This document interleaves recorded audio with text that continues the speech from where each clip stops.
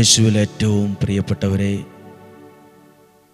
ഏറെ പ്രതീക്ഷയോടെ പ്രാർത്ഥനയോടെ ദൈവവചനം നമുക്ക് കേൾക്കാം. ആ ദൈവവചനത്തിൻ്റെ അനുഗ്രഹം നമ്മുടെ ജീവിതത്തിൽ അതനുഭവിക്കാനും ഇടവരട്ടെ എന്ന് പ്രാർത്ഥിക്കുന്നു. ഓരോ ദിവസവും കേൾക്കുന്ന വചനങ്ങൾ ഓരോ അനുഗ്രഹത്തിൻ്റെ വാതിലിനെയാണ് ദൈവം തുറക്കാൻ ഇടവരുത്തുന്നത്. നന്ദിയോടെ ഇന്ന് വചനം കേൾക്കുന്ന ഓരോരുത്തരെയും ഓർത്ത് ദൈവത്തിന് നന്ദി പറയുന്നു. ഈ സമയത്തെ ഓർത്ത് നന്ദി. ദൈവവചനം കേൾക്കാൻ അവസരവും ആരോഗ്യവും ഒരുക്കിയതിന് നന്ദി. ഈ വചനം കേൾക്കുന്ന വ്യക്തികൾ, കുടുംബങ്ങൾ, സകലരുടെ മേലും ദൈവത്തിൻ്റെ കടാക്ഷവും ദൈവത്തിൻ്റെ സഹായവും എന്നും എപ്പോഴും ഉണ്ടായിരിക്കട്ടെ എന്ന് പ്രാർത്ഥിക്കുന്നു. ഓരോരുത്തരുടെയും ആവശ്യങ്ങൾക്ക് വേണ്ടി കൂടി പ്രാർത്ഥിക്കുന്നു. നിങ്ങളേറെ നാളായി ഒരുപാട് ആഗ്രഹിച്ച് പ്രാർത്ഥിക്കുന്ന ഓരോ കാര്യങ്ങളെയും ഓർത്തു തന്നെ പ്രാർത്ഥിക്കുന്നു. ഏറെ സന്തോഷത്തോടെ ഇന്ന് നമ്മൾ പ്രാർത്ഥിക്കുമ്പോൾ നമ്മുടെ എല്ലാ കുടുംബങ്ങളെയും ഓർത്ത് പ്രാർത്ഥിക്കണം. എല്ലാ കുടുംബങ്ങൾ. കാരണം നമ്മുടെ വീട്, നമ്മുടെ ഭവനം അനുഗ്രഹമാകണം. നമ്മുടെ വീടിനകത്ത് നല്ലൊരു ഐക്യവും സന്തോഷവും സമാധാനവും കൂട്ടായ്മയും ഒരുമിച്ചുള്ള പ്രാർത്ഥനയും ഒരുമിച്ചുള്ള ഭക്ഷണവും എല്ലാം ഉണ്ടാകണം. ഒത്തിരി കുടുംബങ്ങളിൽ വഴക്കുകളുണ്ട്. ആ വഴക്കുകളൊക്കെ മാറണം. കുടുംബം അനുഗ്രഹിക്കപ്പെടണം. നിങ്ങൾ വചനത്തിന് സ്ഥാനം കൊടുക്കുമ്പോൾ ശരിക്കും അവിടെ സ്നേഹത്തിനും കൂടെ സ്ഥാനം ഉണ്ടാവും. വചനത്തിന് സ്ഥാനം കൊടുക്കുമ്പോൾ അവിടെ ക്ഷമയ്ക്ക് കൂടെ സ്ഥാനം ഉണ്ടാവും. വചനത്തിന് സ്ഥാനം കൊടുക്കുമ്പോൾ അവിടെ സമാധാനത്തിനു കൂടെ സ്ഥാനമുണ്ടാവും. ഇതെല്ലാം വചനത്തോട് ചേർന്ന് കിടക്കുന്ന അനുഗ്രഹങ്ങളാണ്. വചനത്തിന് സ്ഥാനം കൊടുക്കുമ്പോൾ അവിടെ ഈ കാര്യങ്ങൾക്കെല്ലാം ഒരു സ്ഥാനം വരും. പ്രിയപ്പെട്ടവരെ, നമ്മുടെ ഭവനത്തിനകത്ത് സ്നേഹം വർദ്ധിക്കാൻ വേണ്ടി പ്രാർത്ഥിക്കുക. നമ്മുടെ കുടുംബത്തിനകത്ത് വഴക്കുകൾ വർദ്ധിച്ചു വരാൻ പാടില്ല. നമ്മുടെ വീട്ടിൽ നടക്കുന്ന വഴക്ക് റോഡിലൂടെ പോകുന്നവർ കേൾക്കുന്നു, അയൽവാസികൾ കേൾക്കുന്നു, പ്രിയപ്പെട്ടവർ കേൾക്കുന്നു, മക്കൾ കേൾക്കുന്നു, കുടുംബങ്ങൾ കേൾക്കുന്നു. അങ്ങനെ ഒരു പ്രശ്നമാകുന്ന വഴക്കുകളൊന്നും നമ്മുടെ ഭവനത്തിൽ ഉണ്ടാകാതിരിക്കട്ടെ. തമ്മിൽ ചീത്ത വിളിക്കുന്നത് ആരും കേൾക്കാൻ ഇടയാകരുത്. നമ്മുടെ സ്നേഹവും കൂട്ടായ്മയും പ്രാർത്ഥനയും ഐക്യവുമാണ് നമ്മുടെ കുടുംബത്തിൽ നിന്ന് മറ്റുള്ളവർ കാണാനും കേൾക്കാനും അറിയാനും ഇടവരേണ്ടത്. അത് നമ്മുടെ കുടുംബത്തിന് വേണ്ടി പ്രാർത്ഥിക്കണം. നമ്മുടെ കുടുംബം അനുഗ്രഹിക്കപ്പെടണം. മനസ്സിലാക്കുന്ന ഭർത്താവ്, ഉൾക്കൊള്ളുന്ന ഭാര്യ, അനുസരണയുള്ള മക്കൾ, ഇവയെല്ലാം ജീവിതത്തിൽ വരണം. ഇവരെല്ലാം ഒരുമിച്ച് വരുന്ന ഒരു അവസ്ഥ നമ്മുടെ കുടുംബത്തിലുണ്ടാകട്ടെ. നമ്മുടെ എല്ലാ കുടുംബങ്ങളെയും ഓർത്ത പ്രാർത്ഥിച്ചത്. വഴക്കിലും പ്രതിസന്ധിയിലൊക്കെ അകന്നും തെറ്റിദ്ധാരണയിൽ സംശയിച്ചും ഒക്കെ മാറി നിൽക്കുന്നവരുണ്ട്. ഒത്തിരി കുടുംബങ്ങൾ കേസുമായി ബന്ധപ്പെട്ട്, വിവാഹമോചനവുമായി ബന്ധപ്പെട്ട കേസുകൾ, കോടതി, പോലീസ് ഒക്കെ ഇടപെടുന്നവരുണ്ട്. അങ്ങനെയൊക്കെ കയറിയിറങ്ങി നടന്ന് ജീവിതം ആകെ വിഷമിക്കുന്നവരുണ്ട്. ഓരോരുത്തരുടെ വിഷമങ്ങളും മനസ്സിലാക്കുന്നു. ഓരോരുത്തരുടെ സാഹചര്യങ്ങളും മനസ്സിലാക്കി നിങ്ങൾക്ക് വേണ്ടി പ്രാർത്ഥിക്കുന്നു. നിങ്ങൾക്കൊരു നല്ല ഭാവി, നല്ലൊരു കുടുംബമൊക്കെ ഉണ്ടാകാൻ വേണ്ടി പ്രാർത്ഥിക്കുന്നുവെന്ന് ഇന്ന് പ്രാർത്ഥിക്കുന്നു. വിവാഹപ്രായമായിട്ട് വിവാഹം നടന്നിട്ടില്ലാത്തവരെ ഓർത്ത് പ്രാർത്ഥിക്കുന്നു. വിവാഹം കഴിഞ്ഞ് കുഞ്ഞുങ്ങളില്ലാത്തവരെ ഓർത്ത് പ്രാർത്ഥിക്കുന്നു. നല്ലൊരു കുടുംബജീവിതത്തിനായിട്ട് പ്രാർത്ഥിക്കുവാണ്. ഇന്ന് കേൾക്കുന്നൊരു വചനമാണ് ഉൽപ്പത്തി പുസ്തകം 24-ാം അധ്യായം 4-ാമത്തെ വാക്യം. അബ്രാഹത്തിൻ്റെ ഒരു കാര്യം. അബ്രാഹാം ഒരു കാര്യം പറയുവാണ്. അബ്രാഹാം തൻ്റെ മകന് വേണ്ടി ഒരു കാര്യം പറയുവാണ്. ഉൽപ്പത്തി പുസ്തകം 24-ാം അധ്യായം 4-ാമത്തെ വാക്യം. എൻ്റെ നാട്ടിൽ എൻ്റെ ചാർച്ചക്കാരുടെ അടുക്കൽ പോയി അവരിൽ നിന്ന് എൻ്റെ മകൻ ഇസഹാക്കിന് ഭാര്യയെ കണ്ടുപിടിക്കണം. ദാസനോട് പറയുവാണ്, അബ്രാഹാം, എൻ്റെ മകന് വിവാഹപ്രായമായി, അവന് ഒരു ജീവിത പങ്കാളിയെ നീ കണ്ടുപിടിക്കണം. അപ്പോൾ ദാസൻ ചോദിച്ചു, ഞാൻ എങ്ങനെ കണ്ടുപിടിക്കാനാണ്?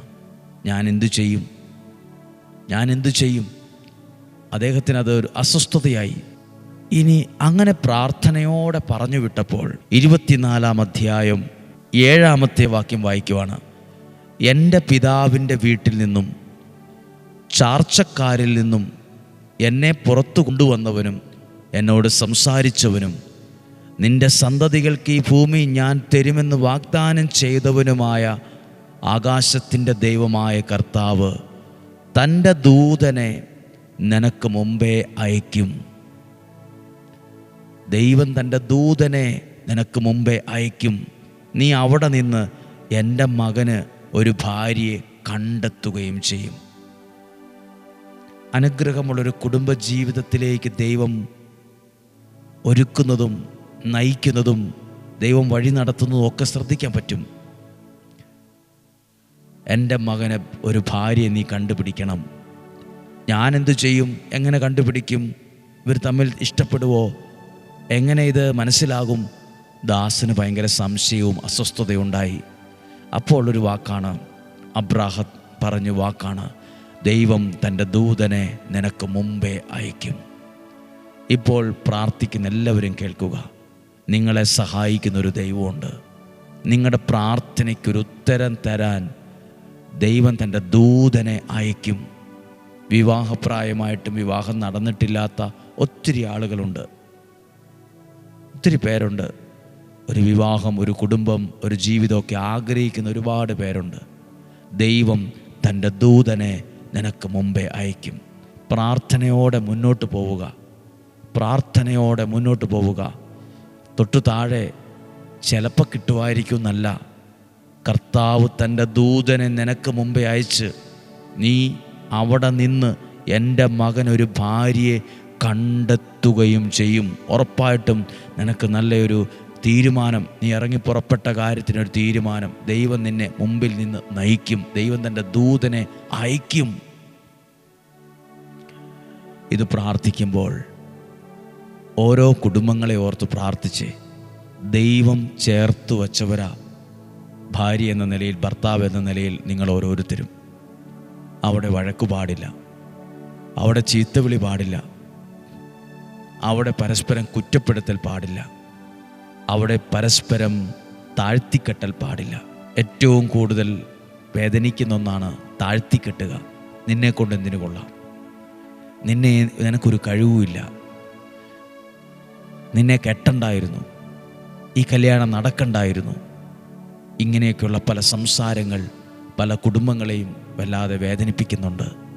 ഇന്ന് വചനം കേൾക്കുമ്പോൾ ഓർക്ക്, പരസ്പരം കുറ്റപ്പെടുത്താൻ എളുപ്പമാണ്, താഴ്ത്തിക്കെട്ടാനും എളുപ്പമാണ്. പക്ഷേ ഒരാളെക്കുറിച്ച് നല്ലത് പറയാൻ നീ ഒരു അനുഗ്രഹമാണ്, നീ ജീവിതത്തിൽ വന്നൊരു ഭാഗ്യമാണ്, ദൈവാനുഗ്രഹമാണ് എന്ന് പറയണമെങ്കിൽ മനസ്സിന് കുറേ കൂടെ വലിപ്പം വേണം, മനസ്സ് കുറേ കൂടെ വലുതാകണം, ദൈവത്തോടുള്ള ബന്ധം കുറേ കൂടി ശക്തമാകണം. എന്നാലേ അതിനുള്ള വാക്കും മനസ്സും ഒക്കെ കിട്ടത്തുള്ളൂ. പ്രിയപ്പെട്ടവരെ ശ്രദ്ധിക്കുക, ദൈവവചനത്തിന് സ്ഥാനം നിങ്ങൾ കൊടുക്കുന്നുണ്ടെങ്കിൽ ക്ഷമയ്ക്ക് സ്ഥാനമുണ്ടാവും. ദൈവവചനത്തിന് സ്ഥാനം കൊടുത്താൽ സ്നേഹത്തിന് സ്ഥാനമുണ്ട്. ദൈവവചനത്തിന് സ്ഥാനം കൊടുത്താൽ അവിടെ ദൈവബന്ധത്തിന് സ്ഥാനമുണ്ട്, സമാധാനത്തിന് സ്ഥാനമുണ്ട്, സൗഖ്യത്തിന് സ്ഥാനമുണ്ട്, ദൈവത്തിൻ്റെ ഇടപെടലിന് സ്ഥാനമുണ്ട് അവിടെ. ദൈവം അനുഗ്രഹിക്കട്ടെ. നമ്മുടെ കർത്താവ് ഈശോ മിശിഹായുടെ കൃപയും പിതാവായ ദൈവത്തിൻ്റെ സ്നേഹവും പരിശുദ്ധാത്മാവിൻ്റെ സഹവാസവും നിങ്ങളോട് കൂടെ ഉണ്ടായിരിക്കട്ടെ. നിങ്ങളുടെ കുടുംബത്തിലും യാത്രയിലും തീരുമാനത്തിലും ഉണ്ടായിരിക്കട്ടെ. രോഗങ്ങൾ, അപകടങ്ങൾ, ദുർമരണങ്ങൾ, മൂപ്പെത്താത്ത മരണങ്ങൾ, ചതിയിൽ നിന്നും വഞ്ചനയിൽ നിന്നും നിരാശയിൽ നിന്ന് കുറ്റബോധത്തിൽ ഞങ്ങളെ സംരക്ഷിക്കണമേ. ഇന്ന് വചനം കേൾക്കുമ്പോൾ പറഞ്ഞത് കുടുംബങ്ങൾക്ക് വേണ്ടിയാണ്. നമ്മുടെ കുടുംബത്തിലെ വഴക്കുകൾ, ചീത്തവിളികൾ, കുറ്റപ്പെടുത്തലൊക്കെ മാറിപ്പോകണം. പരസ്പരമുള്ള സ്നേഹവും കൂട്ടായ്മയും ഒക്കെ വർദ്ധിക്കണം. മനസ്സുകൊണ്ട് പ്രാർത്ഥിക്കുക. പരസ്പരമുള്ള ചീത്തവിളികളല്ല മക്കൾ കേൾക്കേണ്ടത്, അയൽവാസികൾ കേൾക്കേണ്ടത്, റോഡിലൂടെ പോകുന്നവർ കേൾക്കേണ്ടത്. നിങ്ങളുടെ കുടുംബത്തിലെ സമാധാനവും ദൈവാനുഗ്രഹവുമാണ് കാണേണ്ടത്, കേൾക്കേണ്ടത്. നിങ്ങളെ അനുഗ്രഹിച്ച് പ്രാർത്ഥിക്കുന്നു.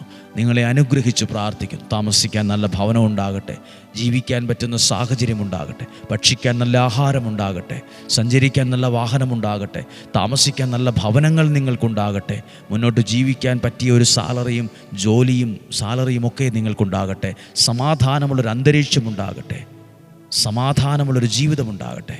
ഇന്നും ജീവിക്കുന്ന യേശുവിൻ നാമത്തിൽ നിങ്ങളെ അനുഗ്രഹിച്ച് പ്രാർത്ഥിക്കുന്നു, ഇപ്പോഴും എപ്പോഴും എന്നേക്കും. ആമേൻ. സാധ്യമായ എല്ലാവർക്കും അയച്ചു കൊടുക്കണം. ഇതൊരനുഗ്രഹമായിരിക്കും. ഒരു കാര്യം അറിയിക്കുവാണ്, ജൂൺ മാസം 2-ാം ശനിയാഴ്ച, പ്രിയപ്പെട്ടവരെ, ഈ ജൂൺ മാസം 2-ാം ശനിയാഴ്ച വൈകുന്നേരം 7 മണി മുതൽ 7:30 വരെ സിസ്റ്റേഴ്സിനു വേണ്ടി മാത്രമുള്ളൊരു പ്രാർത്ഥന നടത്തുകയാണ്. സമർപ്പിതരായ ആളുകൾക്ക് ഓൺലൈനിലൂടെയാണ് പ്രാർത്ഥന നടത്തുക. നിങ്ങൾക്കാർക്കെങ്കിലുമൊക്കെ നിങ്ങളുടെ പ്രിയപ്പെട്ടവർ, മകൾ, കുടുംബക്കാർ, സിസ്റ്റേഴ്സ് ആരെങ്കിലും ഉണ്ടെങ്കിൽ അവരെ അറിയിക്കുക, അധികാരികളെ അറിയിക്കുക. ഒരുമിച്ച് പ്രാർത്ഥിക്കാൻ നിങ്ങളുടെ മനസ്സ് അനുവദിക്കുന്നെങ്കിൽ, സന്തോഷമായിട്ട് തോന്നുവാണെങ്കിൽ, നല്ലതായിട്ട് തോന്നുവാണെങ്കിൽ, നിങ്ങളുടെ മനസ്സിൽ ദൈവിക പ്രചോദനം കിട്ടുമെങ്കിൽ 2-ാം ശനിയാഴ്ച വൈകുന്നേരം 7 മണി മുതൽ 7:30 വരെ എല്ലാവർക്കും വേണ്ടി പ്രാർത്ഥിക്കുന്ന, സിസ്റ്റേഴ്സിന് വേണ്ടി പ്രാർത്ഥിക്കുന്ന ഒരു സമയമാണ്. നമുക്കൊരുമിച്ച് പ്രാർത്ഥിക്കാം. ഒരറിയിപ്പായിട്ട് അറിയിക്കുന്നു, നാളെയും 5:30 ഒരുമിച്ച് കാണുന്നത് വരെ സ്വർഗത്തിലെ സർവശക്തനായ ദൈവം എന്നെയും നിങ്ങളെയും സൂക്ഷിക്കട്ടെ. ആമേൻ.